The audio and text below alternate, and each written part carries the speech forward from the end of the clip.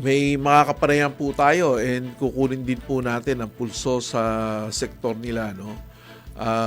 Ito pong kaibigan natin ay isang transportation advocate at ah, sa lahat po ng usaping pantransportasyon lagi po sinasama sa mga committee hearings ang taong makakapanayam natin, and his insights on this projected fuel price hike and malaki po ang perception na makukuha natin, yung insights na makukuha natin sa taong ito. Anyway, nasa kabilang linya po natin si Mr. Ariel Lim. Sir Ariel, magandang hapon po.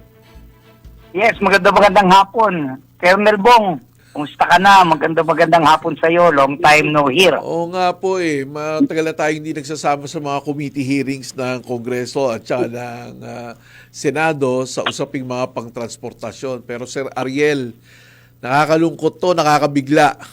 15 pesos ang projected increase sa presyo ng diesel. Alam naman natin, ang transportasyon natin ay ginagamit diesel. Ano masasabi nyo dito? Alam mo, Colonel, alam mo naman na noong pa lang last week, ito pa lang nagkakagulo ito. Sinabi ko na talagang ang nakakatakot yan, yung supply nga, no? Totoo yun. Actually, yung pagtaas ng pamasahe, pagbiyuda, Oh. Ano? Sabi ko, dapat ng gobyerno. Yun talaga dapat na supply nito, baka magkaroon no? Alam mo, kalakaran yan If you Opo. remember, Opo. 1973, and the time na nagkaroon ng ganitong problema yung hanay ng mga produktong petrolyo, nakita mo naman yung nangyari, nagkaroon ng rationing. Opo. So ito yung nakikita ko na mas nakakakaba, kaya sabi ko nga, nanawagan na kagad tayo na sanay natin, alam mo, pare-para tayong transport advocate. Sinasabi natin na dapat ito muna yung pag-aralan, bitawan muna yung mga politika na yan, di ba? Kasi mas malaking problema yung kinarap ng taong bayan dito. Tama po yun, Sir Ariel. I think this is the more pressing and very important issue na we need to face, that our country need to face. Hindi po ito laro-laro kasi buhay po ng ating mga kababayan ang nakasalalay dito. Kung hindi po... Yes. Alam mo, Sir Ariel, pinag-uusapan natin, nabibigla tayo minsan sa 3 pisong taas ng presyo ng diesel. Pero ito, 5 times more than that. And I do not know, alam mo, Sir Ariel, nakausap ko na yung mga kaibigan natin, Kaobet, Sir Alex Yage, even si Marbal Buena ng Manibela, pinag-uusapan namin to even before it reached this far, na 15 pesos ang itataas. Sa 3 piso, talagang umaaray na, naghihigpit na ng sinturon. Etong 15 pesos, medyo mabigat. Ano ba ang alternatibo natin, Sir Ariel? Ano ba masasabi mo? Kung matagal na laban, how many years na? Yung excise tax talaga, yun ang Excise isa tax. nagpabigat ng produktong petrolyo, hindi pa man umaabot sa ganitong sitwasyon, di ba? Kaya na sinabi ko, dapat noon pa pinaghahandaan. Pero yun nga sinasabi natin, laging sinasabi ng gobyerno na kailangan daw munang pag-aralan. Ayan, ngayong nagkakagulo, saka sila ngayong nagkakagulo rin para umaksyon, di ba? Para pag-aralan. Unang-una, sinasabi nila, Boss Bong, na 15 pesos na pakiusapan ang mga oil companies. I don't think napapayag ang oil companies na utay-utayin yan. Ang negosyo yan Apektado din sila Tama, dahil yung supply nila, kung hindi rin tatagal, alam din nila na magkakaroon ng problema. So, baka ang nito kung magbigay man sila ng leeway para dito sa sinasabi nilang 15 pesos, siguro baka sabihin natin 15, maging 10 piso pa rin. Masakit so, mabigat pa rin. Yan, mabigat yan, napakabigat yan. Pero, Sir Ariel, ikaw naman talagang you are getting out of your way to talk to the secretaries and politicians concerned. Ano ba ang dito? Ano ba ang mga naririnig mong talagang gagawing aksyon o kaya itinutulak nyo sa ikaw personally, tinutulak mo para ma-actionan itong mga problema na giging problema na itong pagtaas na ito? Alam mo, isang nakikita ko, bukod doon sa pwede nating rekomendasyon na excise tax, bawasan muna o alisin muna yan, isuspindi yan. Ang hiningi ko nga noon pa, yung $80 per barrel, tandaan mo, boss. Matagal ko nang sinasabi, hindi na yan yung presyo kasi bumaba na ang presyo ng dolyar umabot tayo sa 57. Correct. Sabi ko, kung ang babasihan nyo pa rin yung 80, medyo mahirap yan bago ninyo maipalabas yung ayudang sinasabi. Kaya noong ko pa sinasabi, baka pwedeng tignan, pag-aralan ulit at bawasan yung $80. Baka pwedeng $75 to $70 na lang para tayo makapaglabong. No? Isa yan. Then second, hindi naman pwedeng aasa lang tayo sa excise tax o ano pa man na solusyon, kundi dapat ang taong bayan din, di ba? Mag-isip na sila kung paano makakatipid, no, ng paggamit ng crudo. Kasi yung 1973, kung babalikan natin, that is how many years? More than 40, 50 years. Bago ngayong panahon na to, iba na, ang dami-dami ng sasakyan ngayon compare mo noon. So isa yun sa nakikita ko na pag hindi tayo nagtulungan ang taong bayan at ang gobyerno hindi gumawa ng mga panukala na makakatipid tayo. Kasi nga ako personally, ang isang nakikita ko sa daming gumagamit ng crudo at gasolina, madaling, no? So, baka pwede nila ngayong gawin yung sa isang sasakyan, kailangan 4 o 5 ang sakay bago natin mayatan na tumakbo. Carpooling tayo. Yun dapat natin ipasok ngayon. Kasi, tandaan natin, pag nabawasan ng ang sasakyan sa kalsada, public transportation ng tumatakbo, mapapawasan ng trapiko Ikaw naman, galing ka MMDA. Pag nabawasan ng trapiko, mapapawasan din yung paggamit natin ng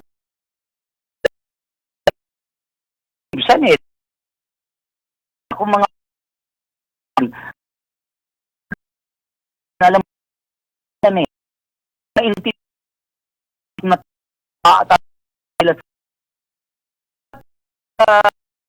doon sa pina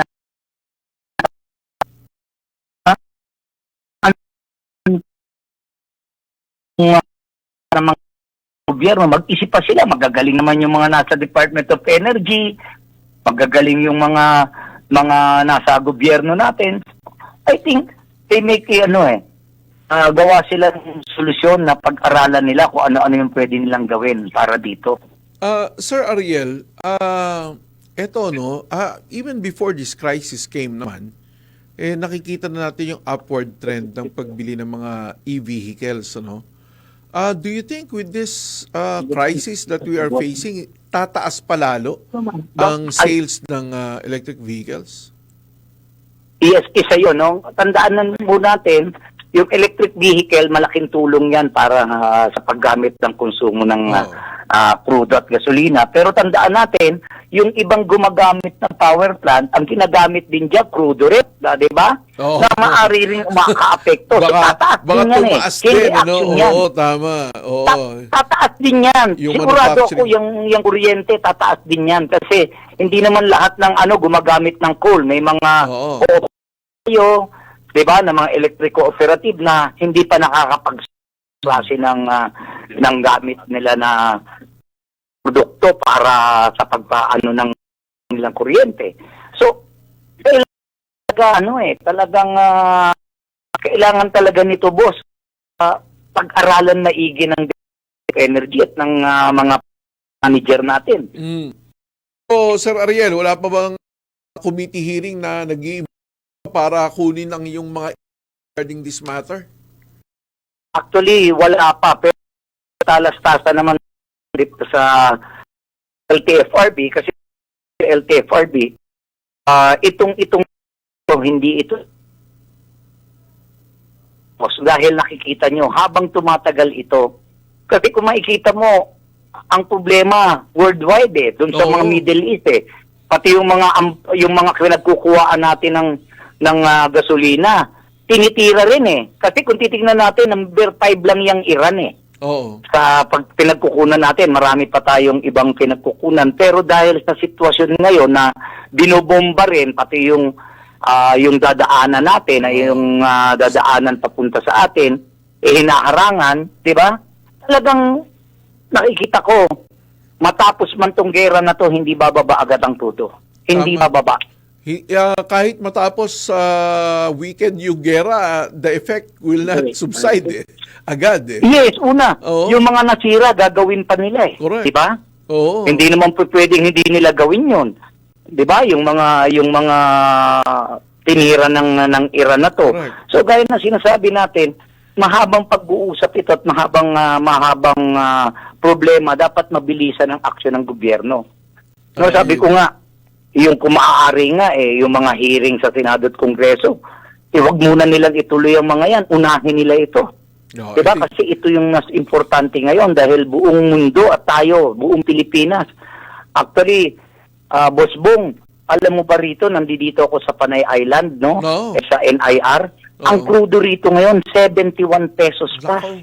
71.65. Sinasabi nga nila, baka raw umabot ng 80 pa yan next week no? So yung gasolina. Baka, sabi ko nga, kung pagbibigyan ng mga oil companies yung sinasabi nilang utay-utayin, thank you. Pero kung mararamdaman nila na baka hindi namin mabawi yung aming profit dito, baka mamaya biglang 10 piso. So abutin na talaga ng mga 81, 82 pesos yan. Hindi lang yun. Yung mga 75, 74 ang gasolina. Oo. Actually, kahit naman pumayag sila na utay-utay niyan, how long can they sustain it? Hindi lang po ito. Yes, tama ka. Kinakaharap Boss Bong. natin, hindi lang po isang araw, isang linggo to. No? So, kailangan po talaga we need to brace ourselves on the effect of this. Kasi chain reaction po ito. Alam mo, Yes, Sir pati Ariel, ang bilihin. pinag-uusapan namin dito yung mga nakakausap ko sa sektor ng transportasyon. Even Director Rino Abad ng DOE, nung pinag-uusapan namin to na yung mga 3 piso tinataas ng diesel, sinasabi nga namin ang hirap magtaas ng pamasahe kasi pag nagtaas ka ng pamasahe, yung parang may inflation effect no? Yes, yung Tataas inflation, lahat, yun ang problema na malaki dyan Oo, dahil tataas yung lahat lahat ng mga binibili natin, tataas yan. Yes, sabi nga rin ng mga ng mga nasa transport sector natin, katulad ni Kuya Tol Marbal Buena, ang sinasabi niya, alam mo, Kuya, kung tataasan naman namin ang pamasahe, tataas yung produkto ng mga basic goods, ultimong kakainan namin, tataas din ang presyo ng karinderya. So, kami rin ang mag-a-absorb ng pagtaas ng pamasahe na gusto namin tumaas. No? So, talagang umiikot yung sakit nito Tama talaga si Mar, no? Oo. Sabi nga sa takbo natin ngayon, kahit magdagdag ka ng pamasahe, wala, kakainin lang nung dagdag na gastusin din Correct. Lahat yan tataas, from gulay, bigas, lahat yan, dahil lahat yan dinideliver, yung mga meat. Sobrang laki ng problema nito. Kaya ngayon panawagan ko sa Senado at Kongreso na unahin ito, hindi yung iba-ibang issue muna pinagagalaw. Ito ang unahin nila dahil sikmura ng taong bayan sa ekonomiya natin ang nakasalalay. Tama yan, Sir Ariel. And, Sir Ariel, it's always a pleasure having you. Yung mga insights mo, talagang hindi matatawaran. Anyway, maraming salamat po sa pagtanggap ng aming tawag. Sir Ariel, sa uulitin, sana ma-interview ka po namin ulit sa mga isyong Yes, basta ikaw. transportasyon. Maraming Basta ikaw, salamat, Boss Sir Bong, Ariel. basta ikaw. Magandang hapon po.